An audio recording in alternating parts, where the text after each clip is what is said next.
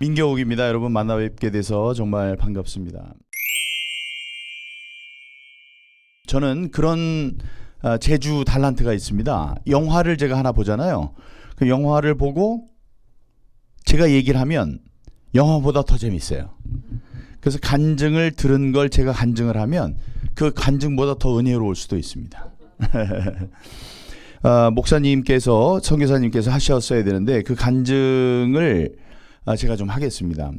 정갈렘 목사님께서 중국에서 이제 기업가, 사업가로 사업을 하시면서 성경을 보급하는 귀한 일을 하셨는데 그러다가 이제 북한에 가셨습니다. 북한에서는 이제 미국인 시민권자시니까 북한에 가서 미국인으로 이제 일을 하신 거예요. 그런데 결국은 이제 이렇게 연이 닿아서 실제적으로 성경을 보급하고 하는 주님의 일을 하고 계시다는 것이 탄로가 났습니다. 그래서 잡아서 사형 선고를 받았어요. 그리고 사형 선고는 뭐 사형 선고라고 해도 그 너무나 힘든 고문을 받았죠. 고문을 받고 잠을 못 자기 앞에 이렇게 뭐 환하게 비추어서 사람을 거의 미칠 정도로 만들고 다음에 이제 약을 먹여서 나중에 말씀하신 거로 들어서는 만약에 내가 무엇을 알고 있었다면은 결국은 불 수밖에 없었을 것이다. 그러나 내가 그걸 몰랐기 때문에 사람들의 이름을 이야기하지 않아도 됐다. 이제 그런 정도까지 갔습니다. 여기에서 북한에서 그런 괴로움을 당하고 계시는 동안에 미국에서는 어떤 일이 있었느냐?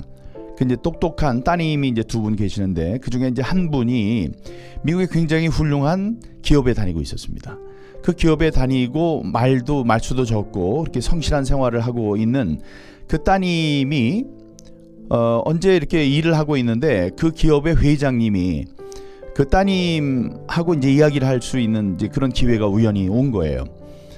그런데 그 회장님이 평소에 그 따님을 알기 때문에 따님의 태도를 알기 때문에 얘기를 하다가 너 무슨 슬픈 일이 있냐, 고민이 있느냐고 물어봤습니다. 그러니까 이제 개인적인 일이니까 얘기를 안 하려고 하다가 그 말이 나온 거예요. 자기의 고민을 물어보니까 사실은 이렇고 저렇고 해서 아버지가 북한에서 이렇게 사업을 하시다가 선교 사업을 하는 것 때문에 잡혀서 사형 선고를 받고 지금 죽음을 기다리고 있다. 이런 얘기를 한 겁니다. 그런데 그 회장님이 미국에서는 이제 그 회장들이 유력 그 대권 후보들에게 정치적 헌금을 합니다. 그럼 굉장히 친해져요. 그러면 뭐 그 만약에 이제 대통령이면 자기에게 헌금한 사람은 백악관으로 와서 식사도 같이 하고 거기서 자기도 하고 이렇게 해요. 옛날 뭐 크로포드 농장 같은데 가서 휴가를 얻게 되면 거기서 같이 즐기기도 하고 이제 그런 게 미국에서는 가능합니다. 그럴 정도로 거액이라는 게 뭐 법에서 줄 수 있는 것 그만큼을 이제 준 사람이기 때문에 친했었죠.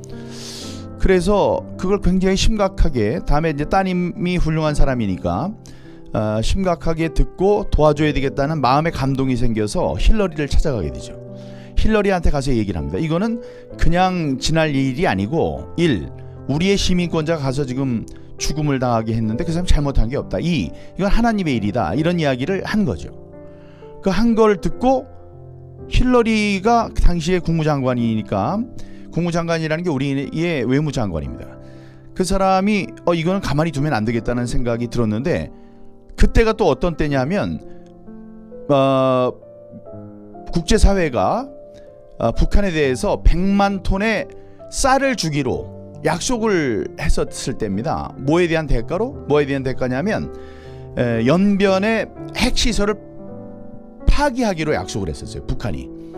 그럼 그거 하면 우리가 인도적인 차원에서 100만 톤의 쌀을 주겠다고 약속을 했었습니다. 국제사회가 그거를. 그래서 땅 터뜨려서 67만 톤은 줬는데 3분의 2는 줬는데 알고 봤더니 쇼였어요. 그냥 거기 있는 거 그냥 하고선 핵은 그냥 계속 개발하고 있었어요. 그러니까 이제 33만 톤은 잡아두고 있었죠. 그래서 안 준 거예요. 그런 게 있었습니다. 있어서 힐러리가 그 이야기를 듣고 북한에 제의를 했습니다. 지금 우리 전갈렘 목사님을 비롯해서 그런 분들을 석방해라. 우리 미국 시민들을 석방해라. 그러면 우리가 인도적인 차원에서 이 33만 톤의 쌀을 너희들에게 주겠다. 이렇게 한 겁니다. 그래서 그게 극적으로 그 협상이 타결이 돼서 살아나시게 된 거예요. 이런 말씀을 이렇게 그냥 대강 하시면 되겠습니까? 그런데 그 33만 톤이란 쌀이 얼마만큼인지 또 생각이 잘 상상이 안 가실 거예요. 그래서 저기 앉아있는 동안에 이제 계산을 해봤는데, 여러분 마음속에 8톤 트럭은 보셨죠? 많은 트럭 있잖아요. 8톤 트럭. 8톤 트럭에 하나 가득 쌓인 쌀을 생각해 보세요. 생각하실 수 있죠? 8톤 트럭이 이렇게 뭐 한 10m쯤 될 겁니다. 트럭이 이렇게 있으면, 큰 트럭이 있죠. 자, 이제 생각하셨죠? 그 큰 트럭에 쌀을 딱 쌓아놨어요. 그래서 서울부터 부산까지 고속도로는 생각나시죠? 그 고속도로에 한 줄로 쫙 세우면 그게 33만 톤이에요. 한 분의 목숨을 살리기 위해서 그 엄청난 쌀과 맞바꾼 거예요. 그거는 사람이 이렇게 귀중하다는 거죠. 우리 목사님이 가서 하신 일이 그렇게 귀중하다는 겁니다. 예, 그렇게 귀중하다는 거죠. 그런데 이제 그들이 우리 목사님을 석방할 때 그냥 석방하지 않았습니다. 온갖 모욕을 다 주고 그랬죠. 그 중에 이제 특별히 더 괴로움을 준 한 사람이 있었는데, 그 사람이 네가 믿는 하나님이 도대체 뭐고, 뭐 삼위일체는 뭐야, 뭐는 뭐야 하고 막, 그래서 당당하게 말씀하신 거죠. 뭐는 뭐다라고 말씀하셨어요. 그러니까 막 또 물어보고, 이 자식 뭐야. 이래서 이런 얘기를 이제 다 했습니다. 다 이제 목사님은 다 들으셨죠. 이제 선교사님은 다 말씀하셨어요. 근데 그래, 네가 나를 죽이려면 죽여라. 그때 이제 석방에 대한 협상이 다 이루어지고 있다는 것은 알 수가 없죠. 전혀 알 수 없는 상황에서 이제 죽이려면 죽어라, 난 순교하리라 이렇게 생각을 했는데, 그 주위에는 이제 사람들이 많았고, 근데 이제 마지막 순간에 모든 사람이 다 떠나고 없어요. 그 못되게 굴던 그 사람이 이제 마지막에 이제 이렇게 남한으로 떠나보내는 단 둘이, 선교사님과 단 둘이 있을 때, 이 나쁜 놈 너 가, 이런, 여기 주위에 있던 사람들이 다 떠나고 둘만 있을 때 귀에다 대고 그랬답니다. 우리 엄마도 집사시다. 예? 엄청난 간증이죠. 제가 뭐라 그랬어요? 영화 본 사람보다, 실제 영화보다 더 제가 설명을 잘한다 그랬잖아요. 이스라엘에서 들려주신 말씀이에요. 이스라엘에서 들려주신 말씀입니다. 너무 마음이 아프면서 남은 복음을 전하고 나는 피할 길로 살 길을 다 예비해 놓고 도망가는 모습이 너무 마음이 정말 제가 죄송스러워서 나도 북한에 들어간다라고 얘기를 하면서 그 마음의 위로를 받기 위해서 북한에 직접 들어가서 성도님들을 만나고 같이 예배들을 드리고 같이 거기서 제아교회 교인들을 위로하러 들어갔다가 그분들의 기도는요, 다른 기도가 없어요. 언제입니까? 회복의 날이 언제입니까? 회복의 날이 언제입니까? 회복의 날이 하면서 그분들은 그 기도예요.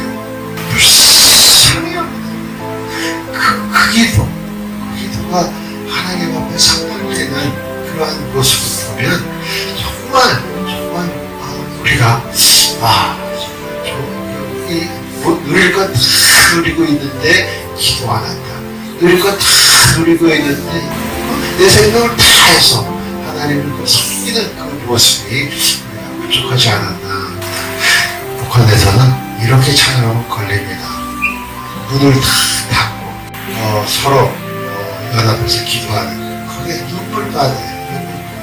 그러면서 찾아오면 거룩하신 하나님, 전능하신 아버지, 오시온 만물을 창조하신 되신 하나님 그 아름다운 세상 우리가 살게 하시니 하나님 감사와 기쁨을 찬양합니다.